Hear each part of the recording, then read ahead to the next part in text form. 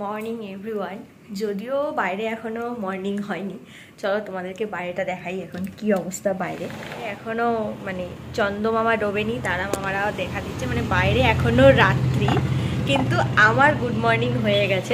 এতে ওই 3টে কি 3:30 বাজে, দাঁড়াও দেখাচ্ছি আমি। এই 3:25 বাজে এখন ঘড়িতে, যাই হোক এখনো 3:30 বাজেনি। 3:25-এর মধ্যেই আমার উঠে স্নান টান সব কমপ্লিট হয়ে গেছে, আর ও গেছে স্নানে, আমরা দুজনেই বেরোবো। আর আজকের সকালটা আমার জন্য ভীষণ গুড, তার কারণ হচ্ছে আমি কলকাতা যাচ্ছি। হ্যাঁ ফাইনালি, মানে আমরা জানতাম যে দুর্গাপূজা হয়তো যেতে পারবো না, বাট ফাইনালি মানে খুব কষ্ট করে টিকিটটা পেয়েছি, কারণ আমরা খুব দুদিনের মধ্যে ডিসাইড করেছি যে হ্যাঁ আমরা কলকাতা যাচ্ছি এবার দুর্গাপুজোয়। তো হায়দ্রাবাদ থেকে কলকাতা যাওয়ার টিকিট নর্মাল দিনে পাওয়াটা খুব মুশকিল হয়, তো এখন তো পুজো, এখন পাওয়াটা খুব প্রেশার হয়েছিল। কালকে অলরেডি একবার আমরা টিকিট কেটে, মানে আমাদের আজকে অলরেডি ট্রেনে থাকার কথা ছিল, আজকে 20 তারিখ ট্রেনে থাকার কথা ছিল, কিন্তু ট্রেনে আমরা ওয়েটিং লিস্ট 3-4 হয়ে ক্যান্সেল হয়ে যায়, তো উঠতে পারিনি।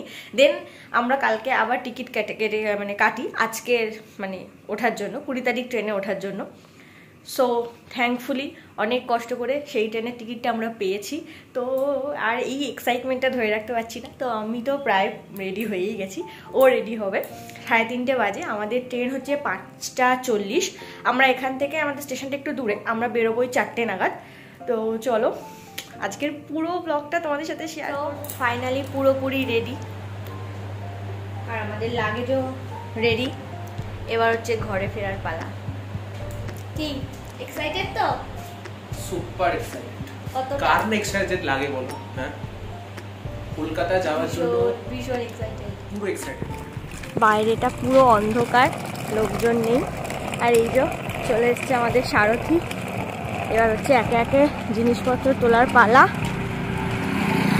এই রাস্তাটাকে আমি এখানে এতদিনের মধ্যে একদিনে এরকম শুনশান দেখিনি। সো ধীরে ধীরে একে একে সমস্ত লাগেজগুলো গাড়িতে ভালো করে গুছিয়ে নিয়ে আমরা বেরিয়ে পড়লাম আমাদের উদ্দেশ্যে, বাড়ি ফেরার উদ্দেশ্যে। এই আনন্দ, এই এক্সাইটমেন্টটা একমাত্র যারা বাইরে থাকে তারাই ফিল করতে পারবে। তো চলো, বাইরে তো দেখতেই পাচ্ছ এখনও অন্ধকার। আমাদের ট্রেন ছিল ওই 5:40 নাগাদ। তো আমরা যেখানে ছিলাম সেখান থেকে স্টেশনটা বেশ দূরে, তাই আমরা 4টে নাগাদই বেরিয়ে পড়েছিলাম যাতে একটু তাড়াতাড়ি পৌঁছাতে পারি। তো 5টা বাজে আমরা পৌঁছে গেছি, আর এসে দেখছি ট্রেন দিয়েও দিয়েছে। আমাদের ট্রেনটা যে এত তাড়াতাড়ি দিয়ে দেবে আমরা ভাবিনি। তো যাই হোক, যখন ট্রেন দিয়েই দিয়েছে আর উঠেও পড়েছি, ট্রেনে উঠে আর কোনো দিকে তাকাইনি, সোজা চলে গেছি বিছানা করতে, কারণ চোখ দুটো জাস্ট জ্বলে যাচ্ছে, সারাটা রাত ঘুম হয়নি। তো চলে গেছি বিছানা করতে। দেখতেই পাচ্ছ বাইরে পুরো অন্ধকার, সো শুয়ে পড়বো, প্রচণ্ড ঘুম পাচ্ছে।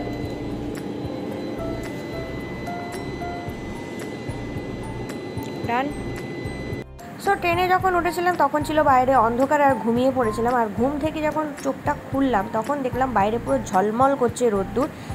সো দেখো কতটা সুন্দর লাগছে ট্রেন থেকে বাইরেটা, এত সুন্দর রোদ্দুর, আকাশটা দেখেই মনে হচ্ছে যে হ্যাঁ ভাই পুজো এসে গেছে। জানি না কলকাতার আকাশ এখন কীরকম, তবে হায়দ্রাবাদ মানে সাউথটা আমি এখনও ছাড়িনি, তো সাউথে এখনও এরকমই রোদ্দুর আছে। দেন আমরা বসে কি করব, বসে বেশ কিছুক্ষণ বাইরের ওয়েদারটাকে উপভোগ করলাম, দুজনে কিছুক্ষণ গল্প টল্প করলাম, একটু ফ্রেশ হলাম, এই মজা করছিলাম দুজনে নিয়ে। দেন ব্রেকফাস্ট করার পরে আমরা চলে গেছিলাম ডিরেক্ট আমাদের লাঞ্চ অর্ডার করতে। ট্রেনের খাবার আমার একদম পোষায় না, তো মানে খেতে পারি না আমি, তো সেই কারণে আমরা IRCTC থেকে অর্ডার করে নিই বাইরে থেকে। তো আমাদের মোটামুটি লাঞ্চ ডিসাইড করা হয়ে গেছে, লাঞ্চ অর্ডার করাও হয়ে গেছে। দেন কিছুক্ষণ বসেছিলাম, বসে থাকার পরে যেটা দেখলাম সেটা হলো এই রিভারটা। প্রথমে আমি তো বুঝতে পারছিলাম না যেটা কোন নদীর ওপর দিয়ে আমরা যাচ্ছি। দেন ম্যাপে দেখলাম এটা হচ্ছে কৃষ্ণা নদী। দেখো কত সুন্দর লাগছে ভিউটার, এত বড় ট্রেন, মানে আমি তো পুরোটা ভিডিওতে নিইনি, মানে কন্টিনিউ যাচ্ছিল আর নদীটা শেষই আর হচ্ছিল না। খুব সুন্দর লাগছিল ট্রেন থেকে নদীটাকে দেখতে।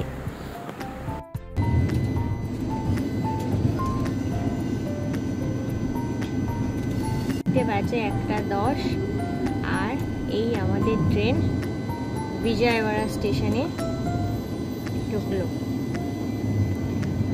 প্রায় 1 ঘন্টা 58 মিনিট লেট, ঢোকার কথা 11:30, আর প্রায় 1 ঘন্টা 58 মিনিট লেট। সাউথের ট্রেন আর লেট করবে না, এটা তো কোনোদিন হতেই পারে না। তো যাই হোক, প্রায় 2 ঘন্টা লেটে আমরা আপাতত বিজয়ওয়াড়া স্টেশনে পৌঁছে গেছি। এখানে আমাদের খাবারও অর্ডার করা আছে, তো সেটাকে পিক আপ করবো। অলরেডি চলে গেছে পিক আপের জন্য খাবারের। ট্রেনে জার্নি নর্মালি খুব ভালো লাগে, তবে সেটা গ্যাং ব্যাং হলে। একা বা দুজনে জার্নি করাটা না ট্রেনে ভীষণ বোরিং, সত্যিই প্রচণ্ড বোর লাগে। কতক্ষণ দুজনে গল্প করব, কি করব, মানে কতই বা গল্প থাকে। থ্যাংক ইউ ভাই। এক্সট্রা कुछ है क्या ऑर्डर? ও গেছে বাইরে অর্ডার আনতে, আর এখানে আমাকে দিয়ে গেছে অর্ডার। সো ওকে আমার ডাকাডাকি করে ভিতরে নিয়ে এলাম, বললাম লাঞ্চ আমাকে দিয়ে গেছে, তুমি চলে আসো। তো চলো এখন হচ্ছে প্যাকেট খুলে দেখার পারা যে কী নিয়েছে। আমরা নিয়েছিলাম চিকেন আর রাইস, তো এই হচ্ছে কোয়ান্টিটি। খুব বেশি না, বাট ঠিক আছে, যেটুকু আছে ট্রেনের ভাতের থেকে তো অনেক বেটার। তো চলো ঝটপট খেয়ে নিই। আর খুব যে খারাপ ছিল তাও না, চিকেনের ঝোলের মধ্যে চিকেন ছিলই না বলতে গেলে, শুধু ঝোলই ছিল, কিন্তু ভাতটা খুব ভালো ছিল, খেতে টেস্টি ছিল। এটুকু পাওয়া গেছে। তো খাওয়া দাওয়া করে আমরা আবার ঘুমিয়ে পড়েছিলাম। এবার যখন ঘুম ভাঙলো তখন দেখলাম বাইরে হচ্ছে মুষলধারে বৃষ্টি, আর বৃষ্টির মধ্যে একটু মুড়ি মাখা হবে না বাঙালিদের, এটা তো হতে পারে না। তো আমার কাছে যেহেতু সমস্ত কিছু ছিলই, তাই আমি বসে পড়েছি ট্রেনের মধ্যে পেঁয়াজ, টমেটো, লঙ্কা এই সমস্ত কিছু কাটতে। দেন সুন্দর করে একটা ঝাল ঝাল স্পাইসি মুড়ি মেখেছি। আর দুপুরে যেহেতু ভাতের কোয়ান্টিটিটা খুব কম ছিল, তো আমাদের খিদেও পেয়ে গেছিলো। আর এত সুন্দর বাইরে বৃষ্টি হচ্ছিলো, গরম গরম কফিও নিয়ে নিয়েছিলাম। ঝালমুড়ি করতে করতে আমাদের পশ্চিমবঙ্গের ট্রেনের মতো উঠবে না, তাই নিজেরাই খাওয়ার পর ট্রেনের চা আমাদের পোষায়নি, তাই স্টেশনে ট্রেনটা দাঁড়াতেও দৌড়ালো একটু কফি আনতে। দেন কফি নিয়েও চলে এসছে। দেখো আনার সময়ও দেখছিল যে ডিনারে যদি কিছু পাওয়া যায়, বাট আমি ওকে ইশারা করে বললাম যে ভাই এই খাবার আমার দ্বারা খাওয়া সম্ভব না। তো কফি নিয়ে চলে এসেছে, কারণ কফিটা মাস্ট লাগবেই, ওটা ছাড়া সম্ভব না। কারণ ট্রেনে যে চাটা আমরা খেয়েছি জাস্ট জঘন্য, মানে মুডটাই নষ্ট করে দিল মুড়ির সাথে। তো কফি নিয়ে চলে এসেছে, দেখা যাক এটা কেমন খেতে। একটাই নিয়েছিলাম দুজনে শেয়ার করে খাবো বলে। এটা কি আমাকে ভিক্ষা দিচ্ছ? 5 টাকা ছেড়েছি বলে 5 টাকা না। এখন বাজে 12টা, ট্রেন প্রায় 2 ঘন্টা 40 মিনিট লেট। এখন আমরা আমাদের ট্রেনে জানি আমাদের লেট। আর সাউথে ট্রেন লেট হবে না এটা কোনদিন হতে পারে না। আমরা এখানে ওয়েট করছি, আমাদের ডিনার অর্ডার করা ছিল সেটা রিসিভ করার জন্য। জানি না সে কোথায় দাঁড়িয়ে আছে, পাওয়া গেছে কি তাকে দেখতে। দাঁড়িয়ে তো প্রচুর লোক আছে, কিন্তু বুঝতে পারছি না আমাদের পার্সেলটা কে নিয়ে এসছে। যাই হোক, বেশ অনেকক্ষণ দাঁড়ানোর পর ট্রেন ছাড়ার একদম শেষ মুহূর্তে আমরা আমাদের পার্সেলটা পেয়ে গেছি। ডিনার সেরে নিই। আর আজকের ব্লগটা আমি এখানেই শেষ করছি। দেখা হচ্ছে অন্য কোনো ব্লগে, ততদিন ভালো থেকো, শুভরাত্রি।